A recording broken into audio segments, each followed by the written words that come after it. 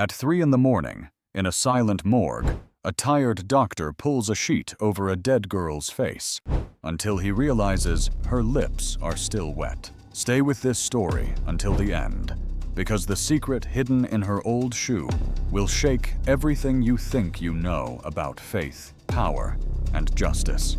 The clock reads almost 3 in the morning. The air in the morgue is heavy, cold, and seems never to change. The distant sound of a broken fan and the slow drip of a faucet mark the rhythm of the loneliness of the place. Dr. Mauricio Herrera adjusted his coat, tired after another long night. Another body arriving with no name, no history, no farewell. He no longer knew how many times he had repeated this gesture, opening the drawer, pulling the white sheet, noting the time. Every face that passed through there left an invisible weight on his shoulders. Some he forgot in minutes, others remained, but that night, something was different. The stretcher was in the corner of the cold room under a flickering light. The young woman looked asleep, her hair still wet, sticking to her pale face. There was something peaceful there, a restfulness that seemed deceptive. Mauricio approached slowly with a damp cloth in his hand. He took a deep breath. "Excuse me," he murmured, not knowing who he was talking to. It was a habit of his, a way of not treating that body like an object. He wiped the cloth across the young woman's forehead, cleaning away a trace of mud. The touch was light, almost too careful for a man who saw death every day. He paused for a second and looked at her face. It was pretty, but not like the ones in magazines. It was a real human face, the kind of beauty you see for a few seconds on a bus and never forget. Long eyelashes, parted lips, a small cut on her chin. Mauricio sighed.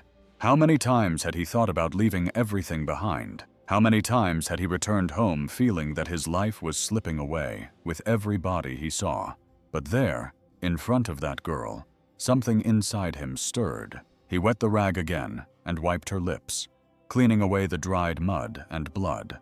The gesture was simple, almost mechanical, but when he pulled the rag away, he saw that her lips were shining. It wasn't a reflection of the light. He knew that shine. It was wet, alive. His heart began to beat faster. He frowned and leaned in a little closer, held his breath, and got so close he could smell the soft scent of earth and water. The tip of the rag trembled in his hand. He whispered, shaking his head as if trying to convince himself it was just his imagination, but the lips were still there with that shine that didn't match death. Mauricio opened her mouth slightly and slipped 2 fingers inside her lips, touching them carefully. They were cold, yes, but not like the others. There was something different, a dampness. Time seemed to stand still. The sound of the clock disappeared. The air suddenly became heavier. Mauricio took a step back, his gaze fixed on her face. "My God," he said in a very low voice. The cloth slipped from his hand and fell to the floor with a thud. For a moment, he forgot he was in a morgue. It was as if the whole world had held its breath with him. That girl, that shine on her lips. He didn't know what to think, but he did know what he felt. Fear, surprise, and a hope he thought he had lost. Mauricio blinked, thinking he had imagined it all. But no, it wasn't in his head. He approached again, and the young woman's lips moved, a small, almost invisible tremor, like the first breath of wind before the rain. "My God," he murmured.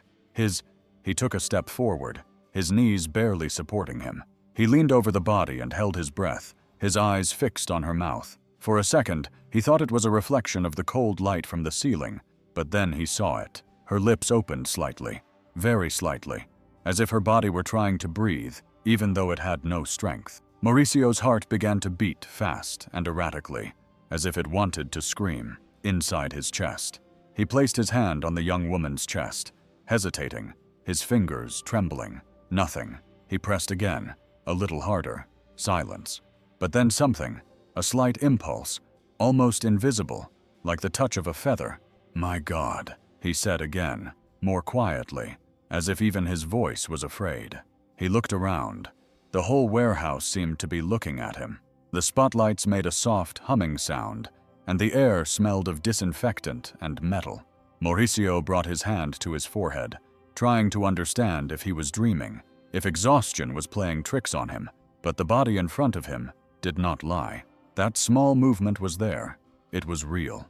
He took a step back, and then another forward, not knowing what to do. His medical instinct and human fear fought inside him. "Come on, Mauricio. Think," he whispered to himself. But he couldn't think. The girl's face appeared more and more vivid. A strand of hair fell over her lips, and the trembling returned. Mauricio swallowed, his heart in his throat. That cold room, which always meant the end, now seemed to hide a secret he couldn't ignore. He leaned in once more, so close he could smell the faint scent of water and skin.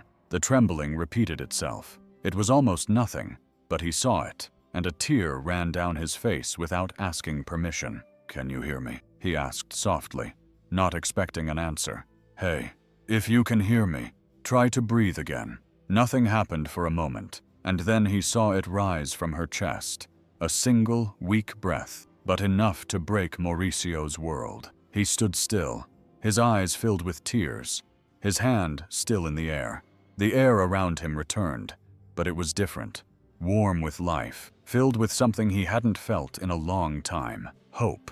He took a step back and brought his hand to his mouth, unable to believe it. "It can't be, he said softly, crying without meaning to. "It can't be."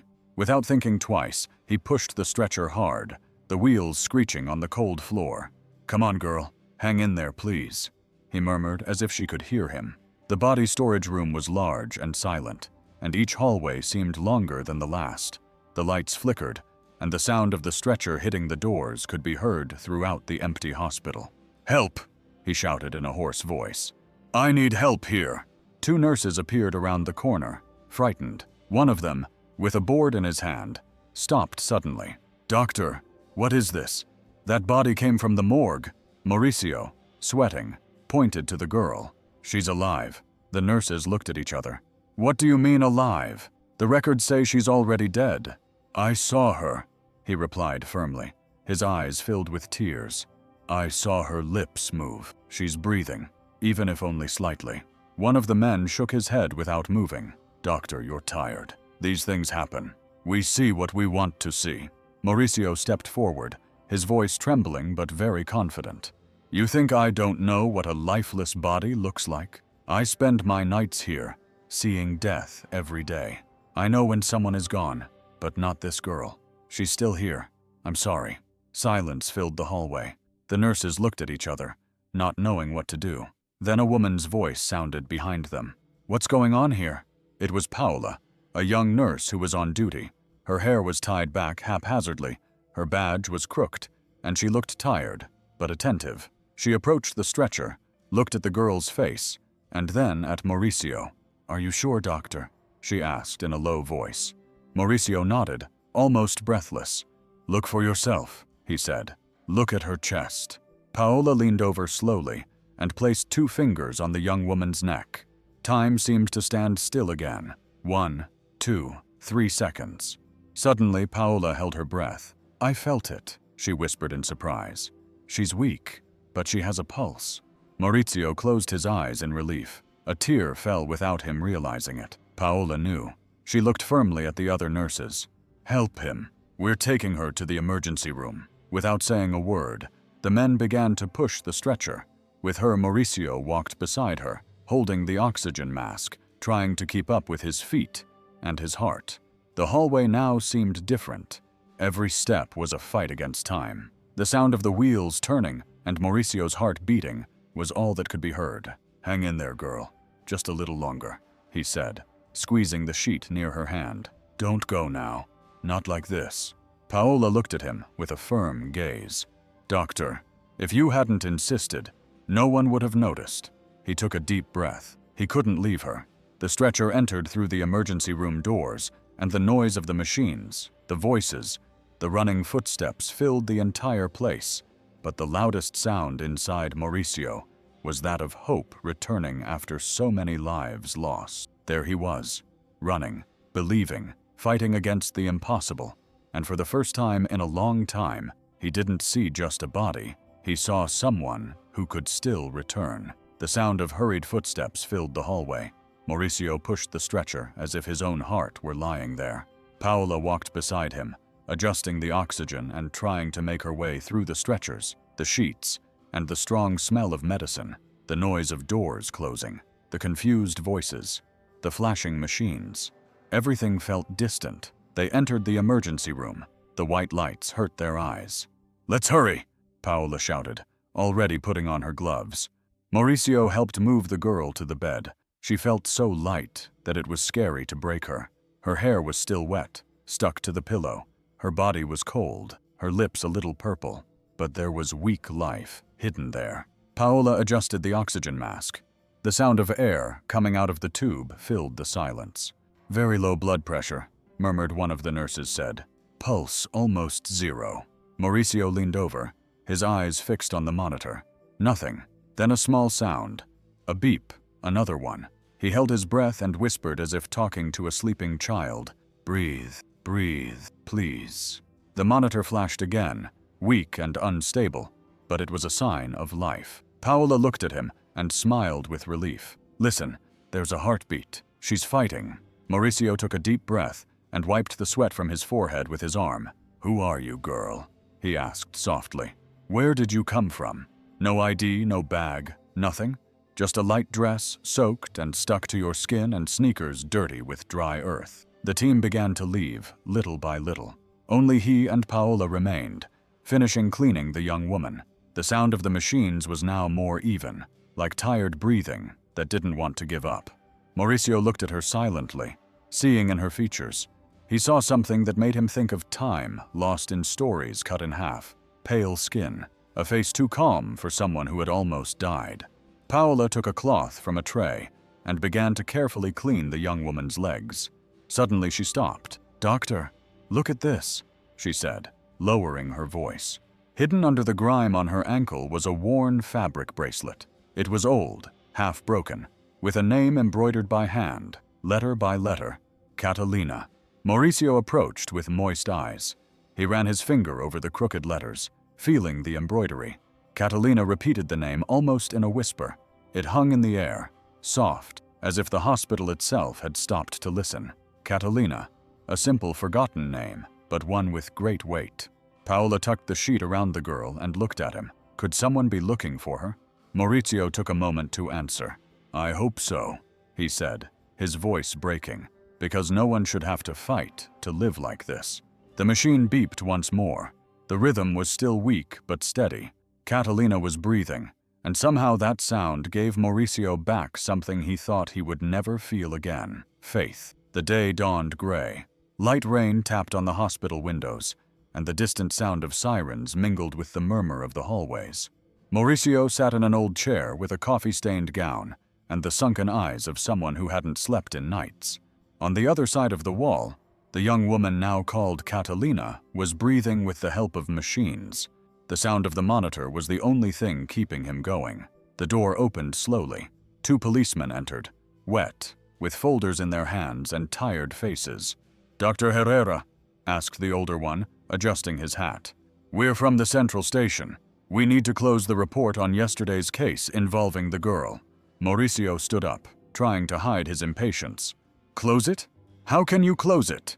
The police officer glanced at a piece of paper. "We found the body in a stream 10 kilometers from here, with no documents and no clear signs of violence. The coroners believe it was an attempted drowning. She was probably already dead when she arrived." Mauricio laughed nervously, a short laugh of disbelief. "Probably," he repeated, crossing his arms. "She's alive." The other, younger police officer looked away his gaze, avoiding conflict. "Yes, but what we mean is that she was dead when she arrived. You must understand, doctor, cases like this happen. Maybe it was a mistake when checking." Mauricio took a step forward. "No, it wasn't a mistake." His voice came out firm, low, charged. "I saw it. I felt the moment she came back. This isn't just any case, you understand." The older policeman let out an impatient sigh. "Doctor, with all due respect, the hospital can't keep getting involved in stories like this. The girl is alive. Perfect. But for us, the case is closed. Attempted drowning. No suspects." Mauricio ran his hand through his hair nervously and looked out the window at the rain running down the glass, as if the world were crying too. "You talk about closing, But how do you close something that never even began? He asked without looking back. No one knows who she is, what happened, why she appeared like that. And you want to close the case? The younger police officer tried to calm the situation. Doctor, it's nothing personal, just following. Mauricio turned around, his eyes red. I follow protocols every day, and even so, if I had followed one yesterday, that girl would be in a refrigerator right now. The silence was heavy. The sound of the rain outside grew louder. Paola, who was watching from the door, stepped forward. He's right, she said quietly. That girl didn't arrive dead. She didn't arrive asking for help in her own way, but something happened. The police officers looked at each other, hesitantly. The older one closed the folder slowly. I understand your concern, but sometimes the truth is simpler than we want to accept. Mauricio let out a bitter laugh. Yes, the problem is that the very simple truth usually hides the most difficult one. The police officer nodded, not knowing how to respond, and walked toward the door. Before leaving, he turned around. If you discover anything new, let us know, but officially, the case is closed. The door slammed shut. Mauricio stood still, staring at the floor. Paola approached slowly, and this time it took him a few seconds to respond. Then, his voice breaking, he said, "We're not going to let this die." He also rested his forehead against the window pane. Outside, the city went on with its life, unaware. But inside him, something was growing. A mixture of rage, faith, and fear. It wasn't just his doctor's instinct. It was as if an invisible force was telling him that he had to keep going, that this girl had been put in his path for a reason, and he didn't know what that reason was. The hospital reception area was quiet on that cloudy morning. The smell of stale coffee mixed with cleaning alcohol filled the air. People hurried by with tired looks on their faces. In the midst of all this, a woman standing near the door, soaked by the rain, seemed out of place. She clutched a worn bag to her chest and held a crumpled photo in her trembling hands. Her large, fearful eyes filled with fear, searching for something she couldn't even describe. "Ma'am, can I help you?" asked the receptionist, trying to be kind. The woman took a deep breath, her voice trembling. "I'm looking for my niece. Her name is Catalina. She disappeared 2 days ago. They told me that maybe—" Her voice broke.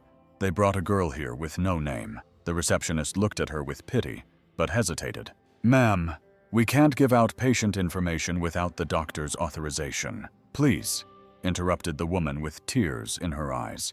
"I just want to know if she's alive, that's all." The receptionist blinked, not knowing what to do. "Wait a moment. I'll call the doctor in charge." Shortly after, Mauricio appeared in the hallway, still wearing his open coat, his face tired. But when he saw the woman's anguished eyes and her body hunched over with fear, something tightened inside him. "I'm Dr. Herrera. What happened?" The woman. She held out the photo with trembling hands. It was a simple photo of a girl smiling in front of a painted wall, with long hair and the same sweet gaze. "She's my niece," she said. "Catalina left for school and didn't come back." Mauricio took the photo, and his heart stopped for a second. It was the same face, the same girl from the stretcher, the same one who was struggling to breathe in the next room. Before we go on, put yourself in Mauricio's place for a second. If this were your niece, what would you do now? Tell me in the comments. "Where does she live?" he asked, trying to control his voice. "With me," replied the woman. "Since her mother died, she was a baby. It was just the two of us. She's a studious, good girl. She never got into anything bad, but before she disappeared, she swallowed hard and started saying that someone was following her. I thought it was all in her head, and now her voice broke." Mauricio approached slowly, touching her shoulder. "Ma'am, your name is Teresa, Doña Teresa. You need to sit down." She obeyed, feeling dizzy, her hands clutching the bag. "Do you know something, doctor?" she asked fearfully, her eyes pleading. Mauricio took a deep breath. He didn't know if he should say it, but he couldn't lie. "Doña Teresa, the girl in the photo is the same one they brought here," he said quietly. "But she didn't die." Teresa opened her eyes, not understanding. "What do you mean she didn't die?" "She's alive," he replied softly. "She's in a coma, but she's alive." For a moment, time stood still. The woman put her hand to her mouth and began to cry. A restrained, almost soundless cry. The tears fell slowly, as if her body no longer knew how to react. "My God," she murmured, trembling. "I thought I would never see her again." Mauricio knelt in front of her, taking her hands. "You are her family, and she needs you now." Teresa shook her head, repeating softly, "She is all I have." Mauricio's eyes filled with tears. He looked at the photo again, at Catalina's smile, the same now faded in silence. At that moment, he felt something strong, almost sacred, a duty that came from within, that could not be explained by science or faith. He looked at Teresa and said firmly, holding back his emotion, "Doña Teresa, I promise you, she will wake up, and when that happens, we will find out what they did to her." The woman cried harder, but this time her crying was different. She was in pain, yes, but she also had hope. And in the midst of that cold reception, two strangers met, one trying to save the other from losing hope, both clinging to a faith that still breathed, though weakly, though tiredly. The hospital room was silent. Only the sound of the machines and Catalina's soft breathing filled the air. The evening light entered through the golden, tired window, giving everything a tone of beautiful sadness. Paola arranged the sheets with concentration. She liked taking care of her, even though she didn't know who she was. There was something about that girl that touched everyone, perhaps her calm manner, perhaps the mystery. While changing the wet clothes that were still stored in a plastic bag, Paola noticed a heavy shoe with the sole half detached. She thought about throwing it away, but something made her look at it again. She pressed the heel and felt that there was something inside. She murmured. "What is this?" She grabbed a pair of scissors and carefully cut the worn stitching. A piece of paper came out, folded many times, yellowed and soaked with dried mud. It looked old, but it had a silent importance. Paola dried it with a cloth and unfolded it. They were pages torn from a notebook, written in small, quick, almost desperate handwriting. She read slowly, trying to understand. "They follow me every day. They say I'm just like my mom. They say they're going to take her heart too." Her heart began to beat faster. She turned the page. "I can't tell anyone. No one would believe me. They are respected. Everyone trusts them. But I know what they did to her." Paola put her hand to her mouth in fear. She looked at Catalina lying there with a peaceful face, as if resting after a war. If this story has already kept you here listening so far, tap the like button so more people can hear it. She put the paper in her pocket and hurried out, almost running down the hallway to Mauricio's office. Mauricio. He was there, bent over a pile of reports, trying to understand the impossible.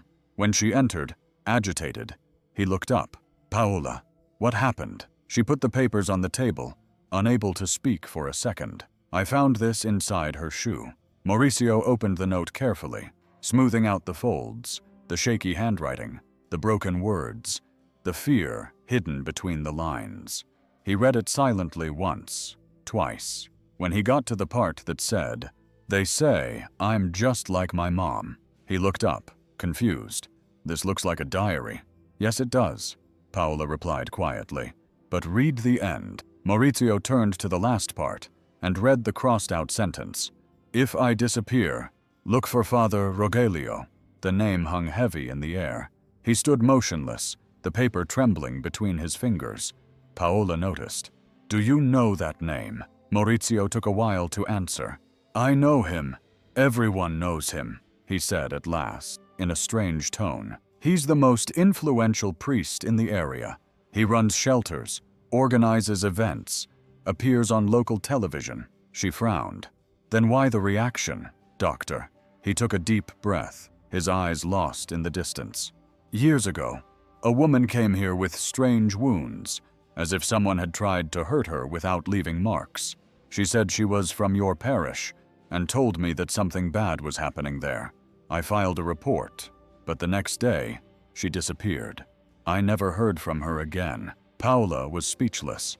The silence became thick and heavy, as if the walls were listening. "Do you think it started?" she began, hesitantly. Maurizio interrupted her. "I don't believe anything yet, but I know that girl didn't end up in that stream by chance." She ran her hands over her face, her eyes full of exhaustion and contained rage. "Paola, Keep that to yourself. No one should know yet." Her heart was racing. "Okay, doctor, but what do we do now?" He looked out the window. The light rain was starting again. Now we wait for her to wake up and pray that she can tell the rest of the story. Paola looked at Catalina from afar, motionless, connected to the machines, and felt a chill. That dirty piece of paper hidden in a shoe seemed too small to carry so much fear. The early morning had a different kind of silence. It wasn't the peaceful silence of rest. It was the kind that weighs heavily, that seems to warn that something bad was about to happen. The hospital slept with dim lights and the sound of machines marking the rhythm of the night. Mauricio was alone in the doctor's room reviewing notes about Catalina, cold coffee beside him, his mind restless. Suddenly, 3 sharp knocks on the door. They were neither timid nor urgent. They were calculated. "Dr. Herrera," a firm male voice was heard on the other side. Mauricio looked at the clock. It was after 2 in the morning. "Who is it?" "My name is Javier Landa. I'm a lawyer for the diocese. We need to talk." The doctor frowned suspiciously. "The diocese at this hour?" He opened the door carefully. A man in a dark suit with impeccable hair and an overly polite smile entered, as if he already knew the place. He greeted Mauricio with a quick, dry handshake. "Sorry for coming so late, doctor, but it's a delicate matter." Mauricio remained standing without offering him a seat. "Delicate in what sense?" The lawyer adjusted his jacket cuffs, looking around the room as if inspecting enemy territory. "I understand that a few days ago you received a young woman without identification. The news spread quickly. So what?" Mauricio asked, not hiding his annoyance. "Nothing, the man replied with a fake smile. "We just want to make sure there are no misunderstandings. I represent the local church. You understand, we have responsibilities to the community, and rumors can be dangerous. We want to protect the girl." Mauricio watched him silently. "What exactly do you mean?" The lawyer crossed his hands, maintaining a controlled tone. "There are restless people. There is talk of accusations, of names being mentioned. I just came to confirm if there is a formal complaint against anyone." Mauricio narrowed his eyes. He wants to know if someone filed a complaint, but he didn't ask for the patient's name or her condition. The lawyer kept smiling. "I don't want to make you uncomfortable. I just need to make sure there are no misunderstandings. You know how the press can be with the church, saying that it doesn't help the region, even though we are the ones who support social causes the most." The doctor stood up slowly, crossing his arms. He comes to the hospital in the middle of the night just to ask if there is a complaint, and he doesn't even know the girl's name. The lawyer tried to hide his annoyance by wiping the sweat from his forehead with a handkerchief. "I'm just following orders, doctor. The bishop prefers to resolve things discreetly." Mauricio stepped forward with a firm gaze. "Why the rush?" The man took a deep breath. The mask was beginning to crack. "Doctor, you are a sensible man. Don't get involved in something that is not in your best interest. That young woman, sometimes people get lost, make things up, and end up hurting good people. People with minds clouded by drugs, alcohol, darkness, those things." Mauricio clenched his fists, his blood boiling. Good people don't show up at a hospital at midnight wanting to silence a story that hasn't even begun. The lawyer stared at him, no longer with false cordiality. "Be careful, doctor. People's faith is a very delicate thing. There are things that are better left untouched." The air became heavy. The sound of the clock on the wall grew louder. Mauricio made a bitter smile. Bitter smile. "You're right. But there are things that cannot be silenced, neither by fear or by power." The man put his handkerchief in his pocket and adjusted his tie. "I hope you think it over." He turned and left without saying goodbye. The sound of his footsteps in the hallway faded until it disappeared. Mauricio stood there for a while, trying to understand the knot he felt inside. He returned to his chair but couldn't sit down. He looked out the window, the glass fogged up by the rain that was falling again. His heart was beating fast. He had no proof, but he could feel it. The smell of a cover-up was there, clear and dirty. That visit was not out of curiosity. It was a warning. And at that moment, alone in that cold room, Mauricio understood that he was no longer just a doctor trying to save a life. Now he was in the middle of something much bigger, something that was trying with all its might to remain hidden in the darkness. The day dawned slowly, gray, as if the sky itself were afraid to open its eyes. Maurizio entered Catalina's room with a heavy head and a tired heart. There was something inside him that had not left him alone since that early morning visit. Something did not add up. It did not make sense. Paola was next to the bed, changing the bandage on the girl's arm. The constant sound of the machines accompanied the silence that only exists in hospital rooms, a silence that breathes along with those who lie there. "How was the night?" Maurizio asked in a low voice. "Stable," Paola replied without looking away, "but her body has many small marks. It doesn't look like just a drowning." Maurizio approached slowly, observing Catalina's face. Her hair, now drier, fell over her shoulders, hiding part of her neck. He adjusted a strand and felt something strange on the back of her neck, a small, hard lump covered with hospital tape. He frowned. "Paola, bring me some scissors." She looked at him confused, but obeyed. Maurizio carefully cut the tape, and then what he saw took his breath away. There was a thin, precise cut, closed in a hurry, as if someone wanted to hide it, not heal it. The skin around it was purple, the kind of wound that doesn't come from water or a fall. Paola put her hand to her mouth. "My God." Maurizio ran his fingers carefully around the mark. His touch was gentle, almost like an apology. "Ah." His gaze became serious. "This is not an accident," he said firmly. "Someone did this to him." Paola remained silent, trying to understand, but why? He shook his head without answering. He knew that any assumption at that moment would be insignificant compared to the horror that the truth could bring. The doctor grabbed a flashlight and illuminated the wound better. The cut followed a perfect line, as if it had been made with a scalpel. But who would do such a thing outside of a hospital? And why? Paola held the respirator nervously. "Do you think they tried to—" He stopped, unable to finish the sentence. Maurizio just took a deep breath. "Made with a scalpel. But who would do something like that outside of a hospital? And why?" Paola held the respirator nervously. "Do you think they tried—" She stopped, unable to finish the sentence. Maurizio just took a deep breath. "I think they tried to erase something." He adjusted the sheet over Catalina's body, covering her neck again as if to protect her from the cold, the fear, and the world. Then he stood there next to the bed, looking at Catalina's peaceful face, her long eyelashes, the small movement of her chest rising and falling with difficulty. "You're still there, right?" he whispered. "I know you are." He held her cold but light hand and continued. "They did many things to you. I don't know what or why, but I promise you will have your voice and your gaze." The monitor beeped softly, almost like a response. Paola watched him silently, her eyes filled with tears. It was strange to see that man, always so strong, let his feelings show. Maurizio bowed his head, still holding Catalina's hand. "Hang in there, girl," he whispered, squeezing her hand a little. "I'll be here when you open your eyes, and this time no one will silence you." Outside, the wind began to beat against the windows as if the world also wanted to listen. And in that little room full of wires and machines, the fight for life continued, silent but stubborn. Like the weak-breathing Maurizio sat next to Catalina's bed, with tired eyes and a heavy heart.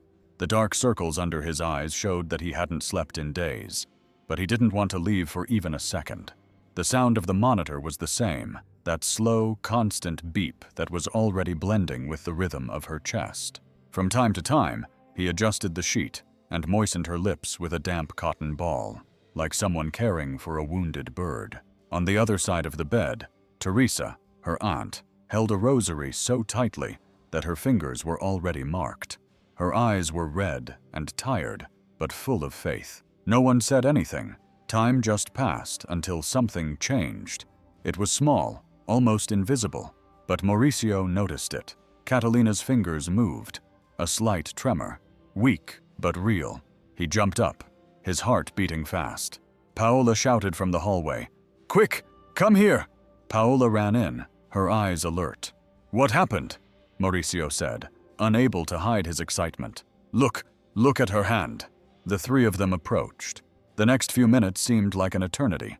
Catalina was breathing harder. Her chest rose a little higher. The sound of the monitor quickened, and a little air came out of her mouth. Catalina whispered Teresa with a broken voice, "Daughter, Listen to me. It's me. Mauricio took the girl's hand slowly. Girl, I'm here. Yes, you're safe. Her body moved a little.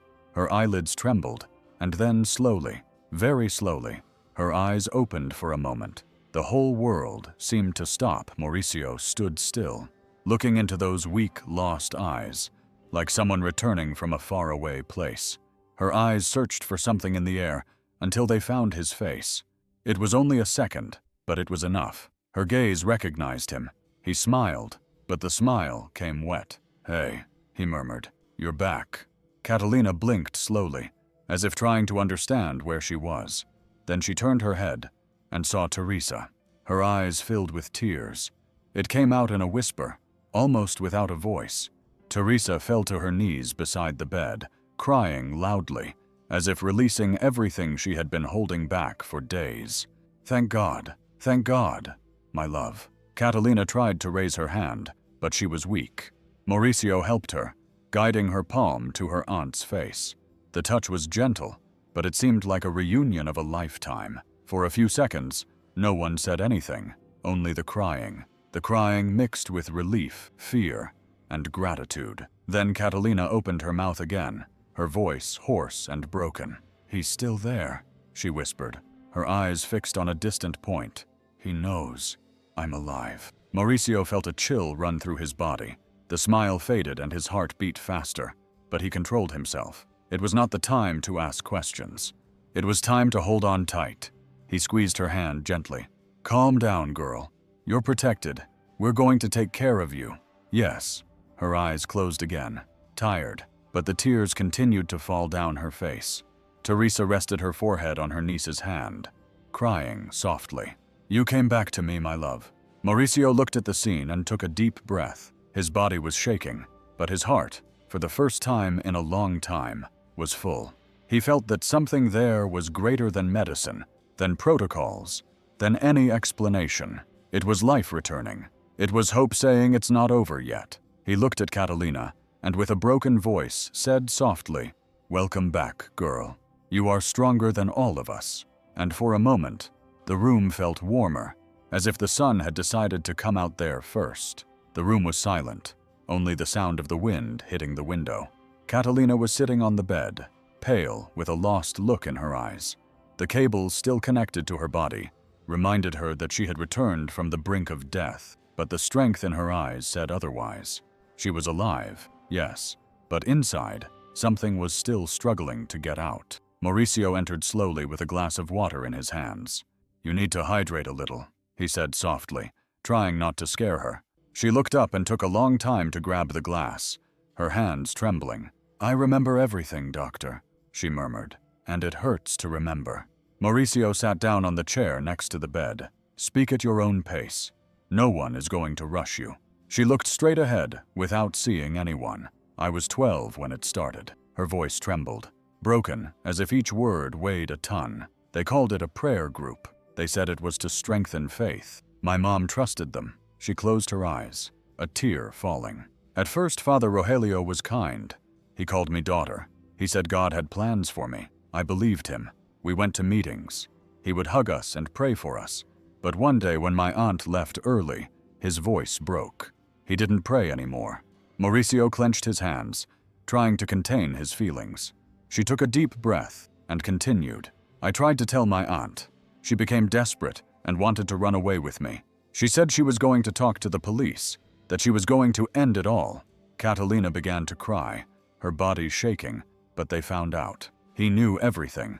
He said that no one would believe her, that if she spoke, they would say she was crazy. Paola, who was listening at the door, covered her mouth with her hand. Teresa, next to the bed, was already crying softly, asking God for strength in her mind. Catalina looked at the floor, tears falling on the sheet. Mauricio was breathing heavily. Catalina, you don't have to continue if it's too much for you. She shook her head. I need to. If I stay silent, they win again. Silence. She looked at the window. The rain was beginning to fall lightly, as if the world were also listening. After we thought everything was fine, he came back and said that now I was his, that I had to accept my family's fate, and my voice caught in my throat. I was afraid, very afraid. The words began to come out quickly between sobs. I started to run away. I slept at friends' houses, then at the university, but they always found me. He sent messages saying that my mother's blood was still in the river, and that if I spoke, mine would be there too, because she had also tried to run away. Mauricio stood up slowly, his face hard. What happened that night? Catalina took a deep breath and closed her eyes for a second. I went to the edge of the stream. I couldn't take it anymore. I thought if I disappear, they'll never find me. I jumped, but the current carried me. I hit my head, and then everything went dark. I thought I had died. Tears fell uncontrollably. Teresa held her hand tightly, crying too. My God, my girl, such sadness. My God. Mauricio stood still for a few seconds, trying to hold back the emotion that was squeezing him inside. He took a deep breath, secretly wiped his eyes, and approached the bed. Catalina said in a low, hoarse voice, "You survived. And what you are doing now is courage. What you're doing changes everything." She looked up, still crying. "I just want him to never hurt anyone else. Not another girl."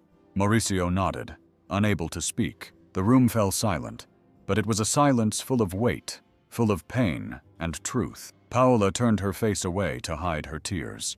Teresa kissed her niece's forehead, murmuring a prayer, and Mauricio, his heart tight, felt that this story was not just hers. Hers, but of all the voices that were never heard. Catalina closed her eyes, tired, but with a peace she had never shown before. Mauricio took her hand gently, and in that moment, as the sound of the rain grew louder outside, everyone understood. She hadn't come back just to live. She had come back so that the truth could finally breathe. The news spread throughout the hospital before the sun had fully risen. A police officer entered the room with firm steps and asked permission, and spoke in a serious but respectful voice.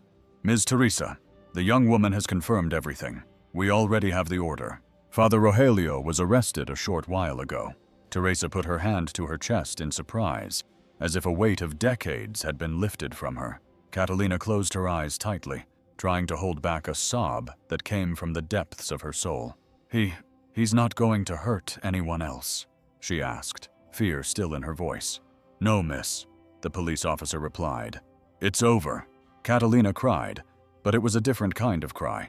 It wasn't one of despair. It was as if she could finally breathe for the first time. Teresa hugged her with all the care in the world. "It's over, daughter. It's over." Mauricio stood still, watching. His eyes were filled with tears, but his gaze was firm. He knew the weight of that victory. He knew the price. Outside, there was already a small crowd in front of Rogelio's church. People were surprised. People were denying it. People remembering little things that never made sense. Little by little, 2, then 3, then 4 women began to arrive at the police station, all with the same broken look, all with stories they had never had the courage to tell. Paola entered the room excitedly. More girls came out. "Doctor, they're talking now for the first time." Catalina heard that and squeezed Mauricio's hand. He came over and sat down next to her. "You started this," he said in a low voice. "Your courage opened the door for all of them. If you want to hear more real stories of courage like this, subscribe to the channel now so you don't miss what comes next." Catalina looked at him with eyes full of tears, but at peace. "I just didn't want another girl to go through what I went through, or what my mom went through." Mauricio swallowed hard. That look, that fragile but at the same time so strong look. He felt his own daughter there in some corner, not as a replacement, but as healing. "You saved your mom, you know," he said with a trembling voice. "You save in every girl who will never be silenced again." Catalina cried again. Mauricio cried with her. Teresa took her niece's 2 hands, whispering her thanks.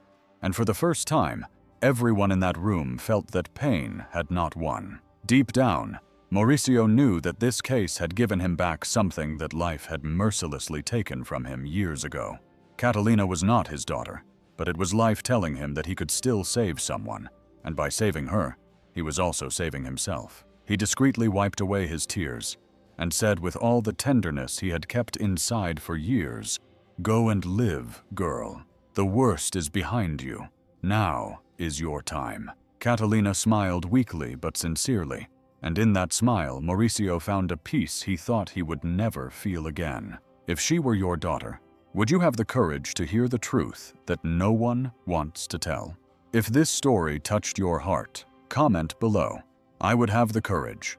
I want to know who felt this story to the end. Subscribe and activate the bell so you don't miss the next videos.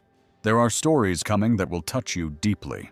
Now click on the video that appeared on the screen. It's a powerful true story that has already made many people cry and change their outlook on life.